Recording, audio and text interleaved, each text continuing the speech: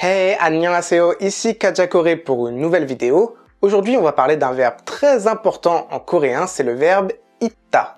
En effet, ce verbe va nous permettre de formuler de nombreuses expressions en coréen. La première, c'est le verbe avoir, tel qu'on le connaît en français, pour exprimer la possession. La seconde, c'est l'expression il y a. Et la troisième, c'est le verbe être dans le sens de localisation, comme dans la phrase « je suis à l'école ». Dans le cours sur le verbe être, je t'avais expliqué que ce n'est pas possible d'utiliser ida pour exprimer l'idée d'être à un endroit. À la place, on utilise le verbe 있다 et c'est ce que l'on va voir dans cette vidéo. Mais juste avant ça, abonne-toi à la chaîne YouTube si ce n'est pas déjà fait et n'oublie pas d'activer la petite cloche des notifications pour ne manquer aucun cours de coréen. Et aussi pense à liker cette vidéo si mon contenu te plaît, ça m'aide beaucoup à me faire connaître. Alors si tu prends le temps de le faire, merci beaucoup. Alors, pour exprimer le verbe avoir, on utilise généralement le verbe 있다 associé à la particule de sujet ika. Si tu n'es pas au point sur cette particule, je t'invite à aller voir ma vidéo sur le sujet, c'est le cas de le dire, elle s'affiche juste ici. Ainsi, si l'objet que l'on possède se termine par une consonne, alors on dit l'objet, i, la particule de sujet, 있다, que l'on conjugue ensuite autant que l'on veut. Et si l'objet se termine par une voyelle, on a l'objet, ka, 있다. Mais je vois déjà les plus suspicieux d'entre vous me dire « Attends, pourquoi la particule de sujet ?» En français, c'est un COD. J'ai un téléphone. J'ai quoi? Un téléphone. Le téléphone est bien COD du verbe avoir. Alors pourquoi en coréen c'est un sujet? Eh bien, en fait, 있다 ne signifie pas avoir, il signifie exister. Littéralement, en coréen, on ne dit pas « j'ai l'objet », mais on dit que l'objet existe. Et l'objet est donc bien sujet de la phrase. Bref, on va voir quelques exemples. Par exemple, cette phrase. 나는 우산이 있어. Na, c'est je avec la particule de thème pour indiquer que la phrase parle de moi.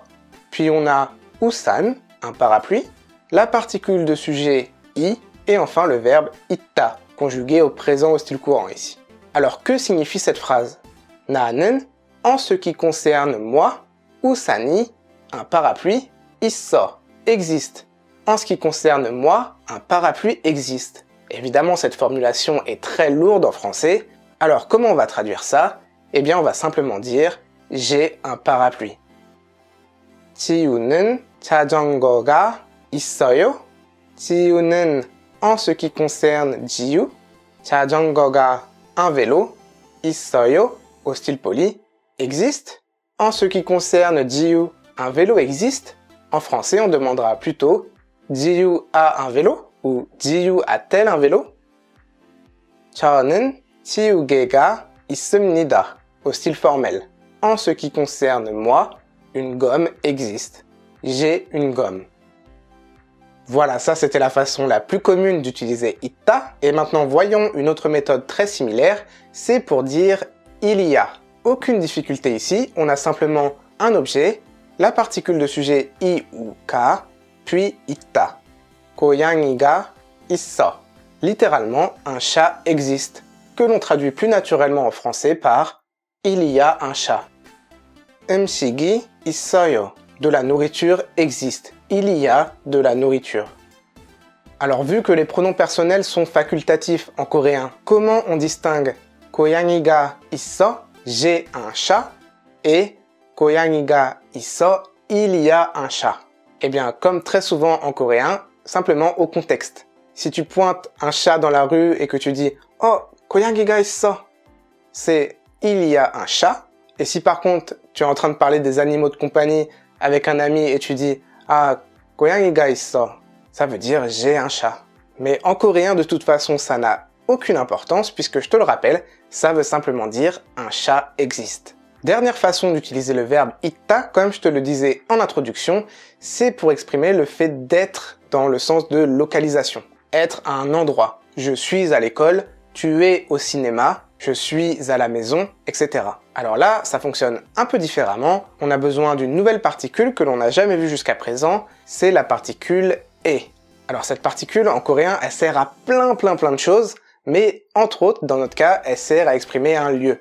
Par exemple, 집, la maison, 집에, à la maison. 학교, l'école, 학교에, à l'école. Si l'on veut dire en coréen « je suis à la maison », en fait on va dire 저는, en ce qui concerne moi, 집에, à la maison, 있어요, j'existe. 저는 집에 있어요, je suis à la maison. Pareil avec cette question. 너는, en ce qui concerne toi, 학교에, à l'école, 있어, tu existes.